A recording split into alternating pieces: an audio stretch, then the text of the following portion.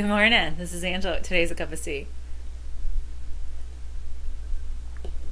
Today's topic is literally bright and sparkly, and you'll see why in a moment. But as I talk to people and I work through so many things, I find that there are many phases to how we uncover ourselves and how we blossom like these beautiful flowers. But there are these steps in the process of when we start clearing out ourselves, then we start noticing those around us more. And then many times I'll be working with someone and be like, well, I'm worried about this person in my life because they're not this or they're not doing this. And then I say, whoa, stop. None of your business. That's their path. This is yours. And they'll be like, but. And I mean, whether it's your husband, your wife, your parent, your child, your best friend, or someone you love, it can be any of those. It doesn't matter. And it's sort of like the opposite of what I've always said about how it's none of your business what other people think of you because that's their issues.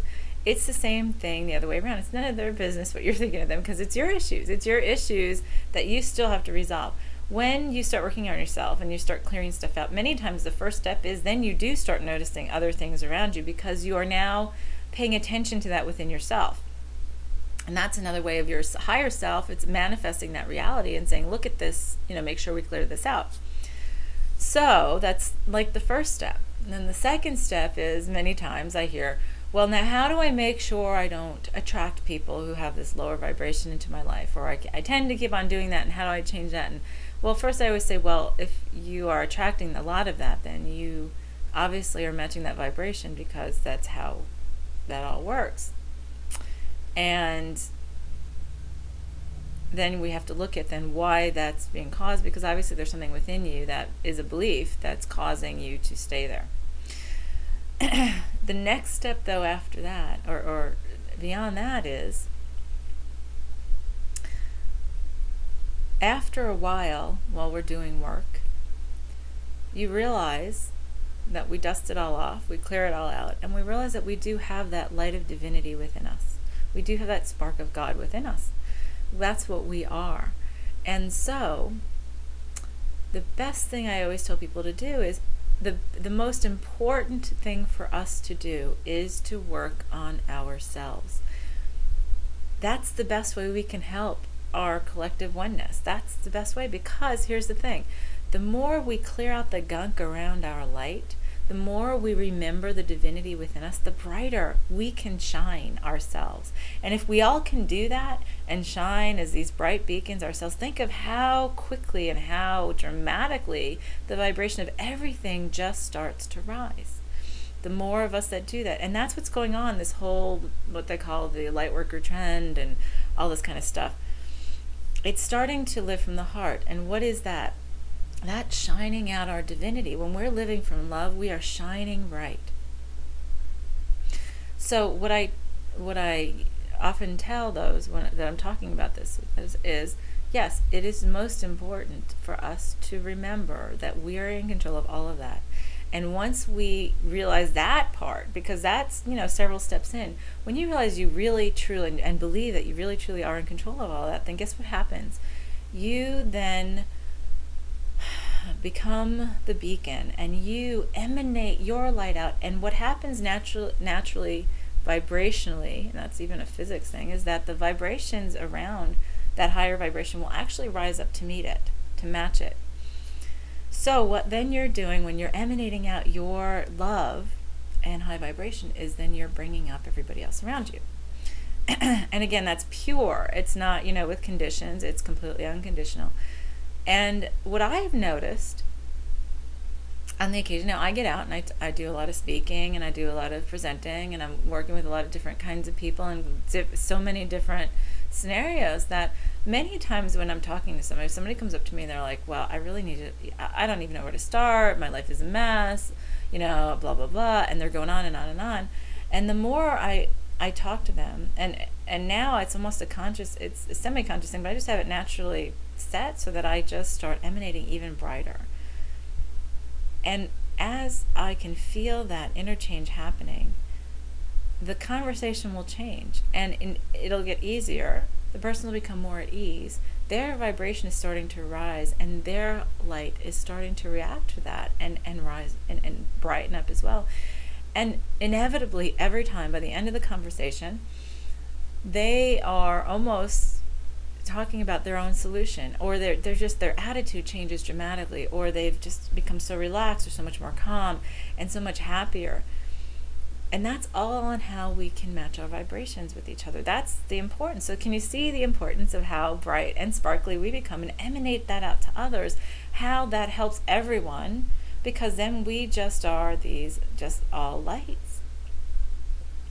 And that goes for everything. This is another part of taking back our divinity and taking back our empowerment, because we've done such a great job at disempowerment and making that perception, creating that perception that we have to get light from outside of us, that we have to get light, say, from a religion, or we have to get light from someone else, that we aren't worthy. Now go back to my last webcast about worthiness and make sure you do the clearing on that. But we are the divine. We are all sparks of the divine, and we all have it within us, and to its full degree.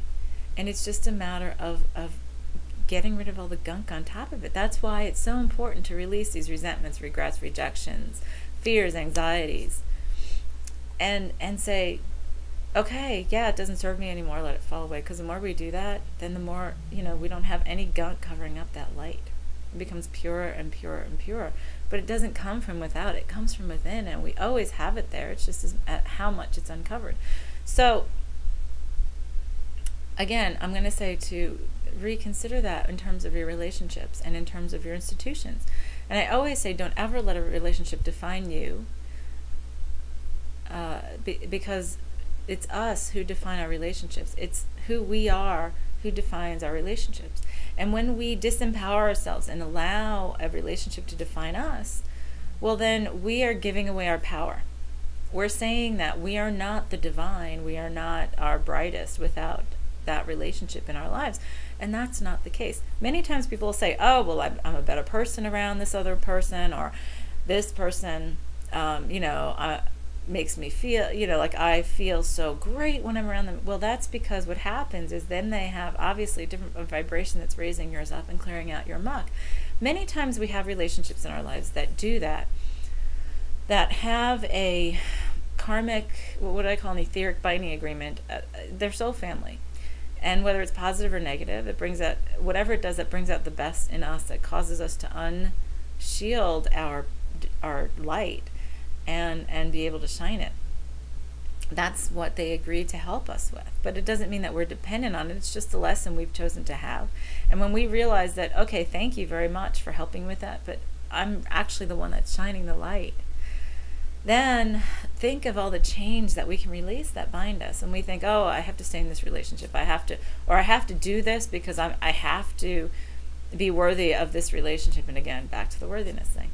And it's all these things, these entanglements. And when we release those entanglements, because we're saying, hey, you know what? I am everything. I am. I don't need anything else to make me that. Then that's when you find that you define the relationships that you create. Again, that's when you're defining your reality.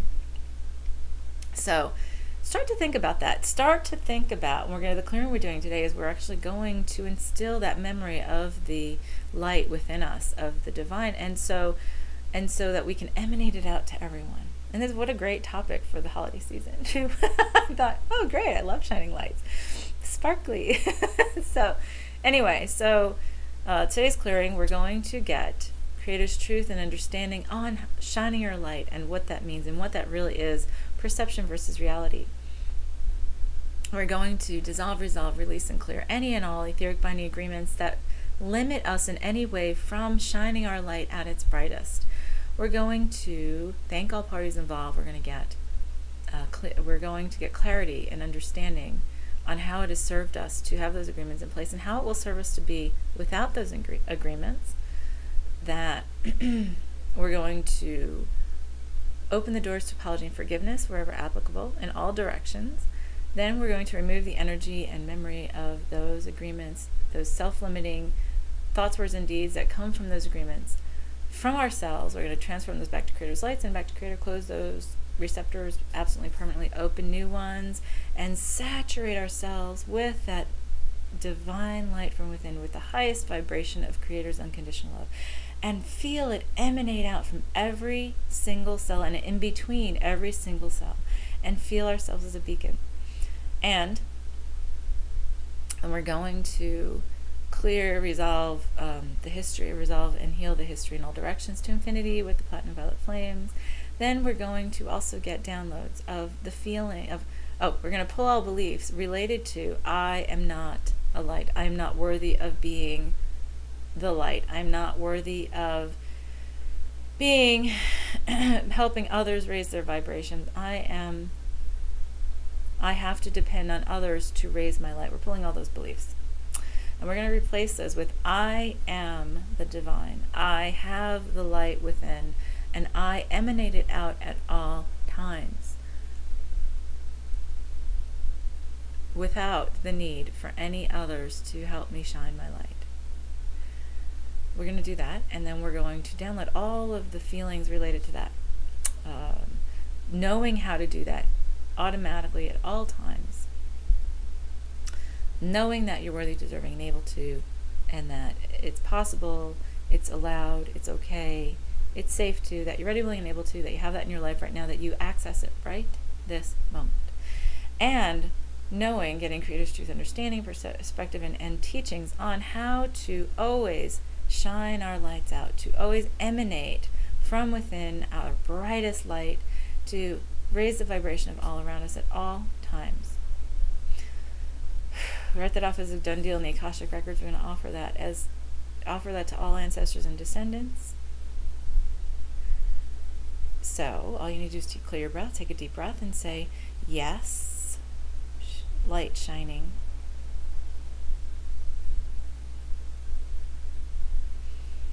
And on that, I'm going to let you go. Have a wonderful, wonderful weekend. We'll talk to you next week. This is Angela with Today's a Cup of Tea.